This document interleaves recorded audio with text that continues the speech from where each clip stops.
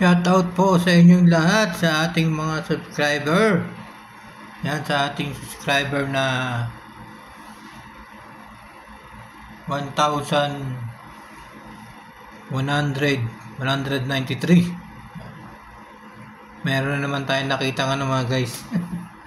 Meron na naman tayong nakitang at nabasa tungkol kay Diwata. Ano ba yung nabasa ko kay Diwata? Grabe Pa-picture lang pero 1,500 daw yung ibabayad kay Diwata. Bayad daw yun sa pang-istorbo. Para daw makinabang naman daw siya sa mga nagpapapicture. Grabe naman yun. Picture lang 1,500 pesos. Napakamahal naman ng picture niya, di ba? Napakamahal naman ng picture. Talagang kitang-kita siya ron kasi sobrang dami ng fans niya na pumunta sa kanila, di ba? Sa kanyang parisan. Tapos magbabayad ng 1,500 pesos kada isang magpapapicture. Grabe, no? Grabe si Diwata. Totoo kaya yun mga guys? Totoo kaya yun yung yung 1,500 pesos kada picture, kada magpa-picture sa kanya? Oh my God.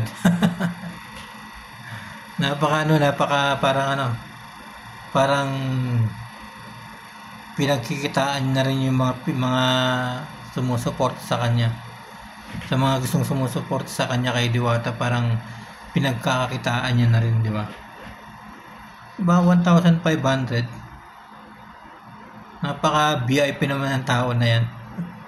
Ano palagay nyo guys? Totoo kaya yung sinasabi ng Totoo kaya yung sinasabi nila na sa Facebook kalat na kalat kay Diwata? 1,500 pesos. Diba? 1,500 pesos kada picture.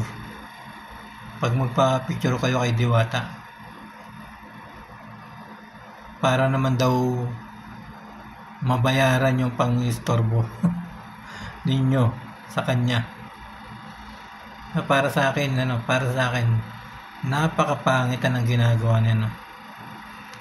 Hindi ko talaga nagugustuhan yung kanyang ugali. Hindi. Kasi simula pa lang mga guys, nung pinapanood ko siya, sabi ng maraming tao mabait daw siya, no? Mabait daw si Diwata. Pero hindi naman pala mabait, di ba?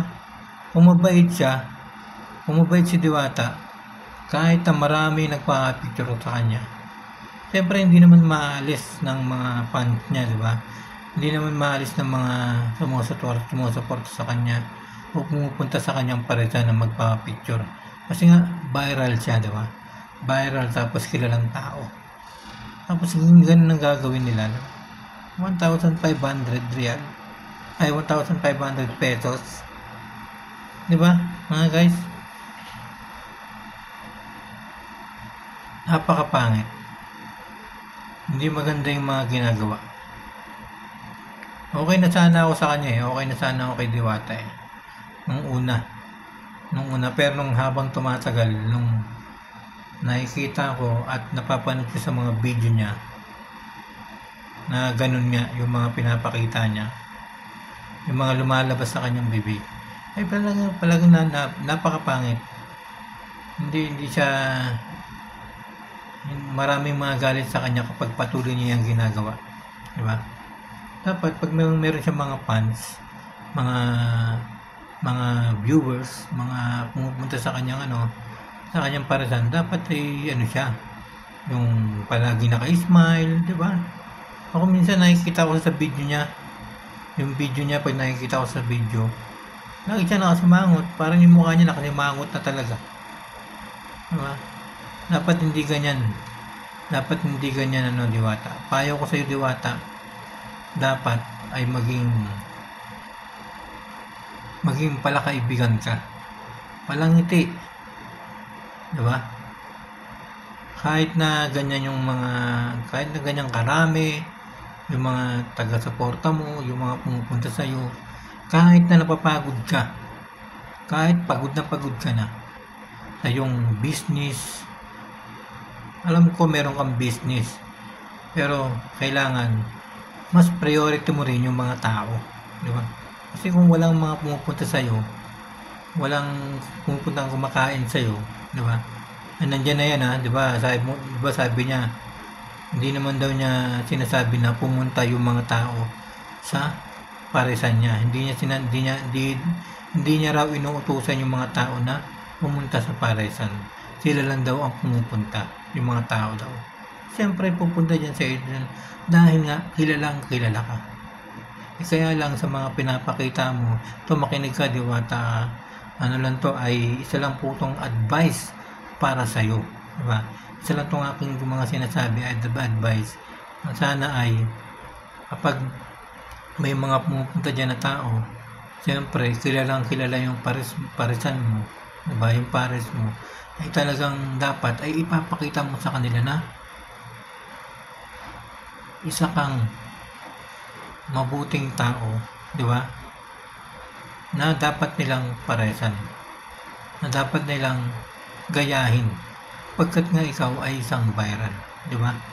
Hindi naman porket viral ka na, hindi naman porket na tumataas ka na, yung mayaman ka na, pero yung ugali mo ay pumapangit, di ba? Dapat hindi ganun. Dapat kapag tumataas ka na, yung mayaman ka na, kailangan ay maging parehas ka sa mga tao. Maging priority mo rin yung mga tao kasi sila yung nagbibigay sa'yo ng kita. Sila yung nagbibigay ng pera sa'yo. Kung wala sila, kung wala yung mga tao, mga customer mo, ay wala din ang iyong business. Di ba? Kaya wag mo silang sasabihin ng mga ganun ha. Wag kang magiging suplada. Huwag mo silang tatarayan. Kailangan kapag may nagpa-picture, yung picture, diba, napakasimple. At sa lahat ng mga gusto mag-gaya sa'yo, pansinin mo, isang ganun lang, oh. Kunyari marami sila, o isang hi, hello, diba? Wala namang masama ron. Diba? Ito, payo po to sa inyo lahat. Siyempre, hindi lang kay Diwata. Payo po sa lahat ng mga nagbabiral, yung mga matataas ng yung mga subscriber, yung mga followers na kilala talaga.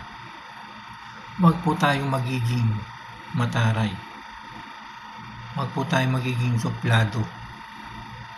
Kailangan pinapansinin natin, bigyan natin sila ng panahon, oras, di ba?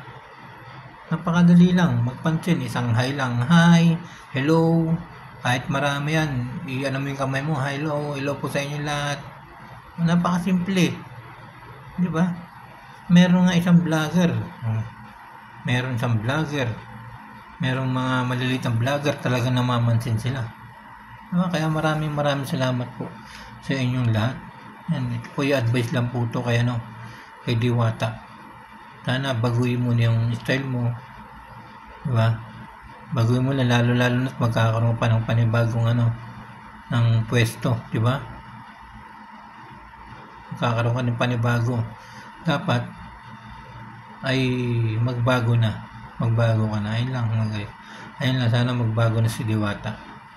Yung sinasabi niyang 1,500, kung totoo man yun, na kada picture ay magbabayad ng 1,500 pesos, ay huwag mo nang ituloy yun kasi mapangit at mawawalan ka talaga ng manghihinayang yung mga tao sa iyo. Tanggalin mo yun, Diwata. Huwag mo nang ituloy. So yun lang po, maraming salamat po sa inyong lahat. Yan, thank you so much sa lahat ng mga sumusuporta, sa mga silent viewers.